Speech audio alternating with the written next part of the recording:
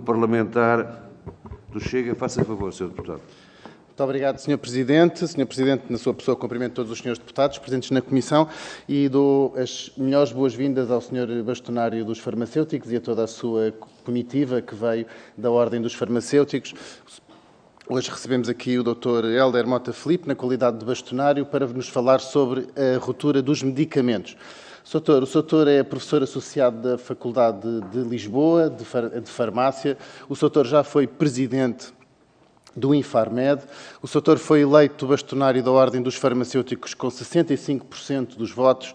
Portanto, não há ninguém melhor do que o Sr. para nos vir falar sobre a ruptura dos medicamentos em Portugal. Ontem tivemos aqui também a doutora Emma Paulino, que representa 94% das farmácias comunitárias em Portugal, e tivemos também um representante da Ordem dos Médicos do grupo de trabalho para o medicamento. E a primeira pergunta que eu lhe quero deixar muito frontal, Sr. é se também desmente as afirmações do Sr. Ministro da Saúde do sábado passado, em que dizia à Antena 1 que garantia que não havia falta de medicamentos em Portugal. Tanto a doutora Emma Paulino da ONF como a Ordem dos Médicos desmentiram esta afirmação do Sr. Ministro da Saúde, que também é médico, mas pelos vistos não prescreve medicamentos há muito tempo. E porquê é que eu digo isto? Porque qualquer pessoa que esteja minimamente familiarizada com o medicamento em Portugal sabe que existe uma enorme falta de medicamentos em Portugal.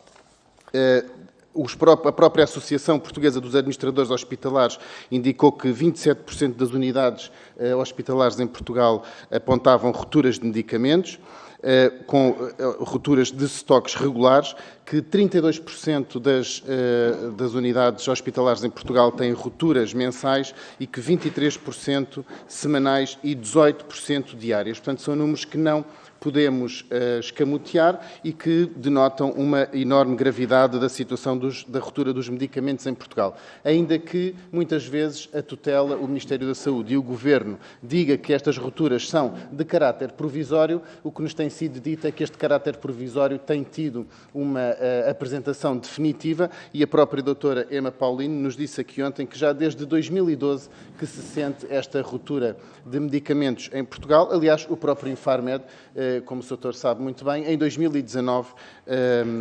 já em 2019, dizia que existiam problemas na linha de distribuição do medicamento e reconhecia as rupturas existentes.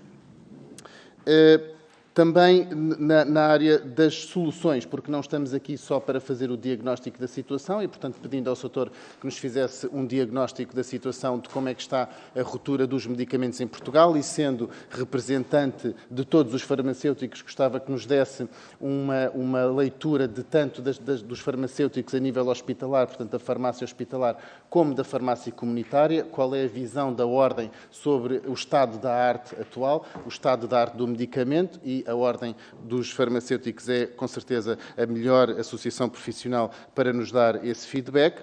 Mas, depois de nos fazer brevemente esse diagnóstico, gostava que nos apontasse algumas soluções. Ontem, o Sr. representante da Ordem dos Médicos já apontou algumas soluções, a Associação Nacional de Farmácias também apontou algumas soluções e até revelou que tinha tido uma reunião com o Sr. Ministro da Saúde já sobre este assunto, onde apontou também essas soluções e, portanto, é ainda mais estranho que o Sr. Ministro da Saúde venha publicamente dizer que não há, que garantia que não existia falta de medicamentos em Portugal, mas gostava de ouvir também do Sr. algumas respostas e apontar algumas soluções, o que é a classe farmacêutica em Portugal aponta como possíveis soluções para esta falta de ruptura de medicamentos. Porque uma coisa é certa, nós não podemos continuar com esta situação assola-se de grave impedimento ao acesso a cuidados de saúde a toda a população em Portugal e ainda com maior expressão nos distritos com menos coesão territorial. Bragança, Vila Real,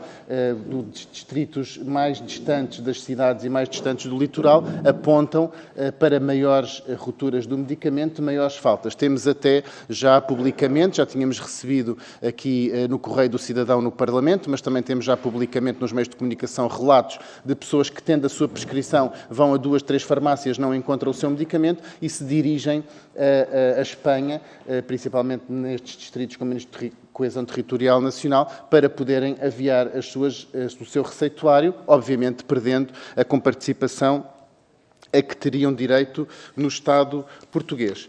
No que confere, bem, tendo terminado o tempo, Sr. Doutor, deixo-lhe então estas perguntas.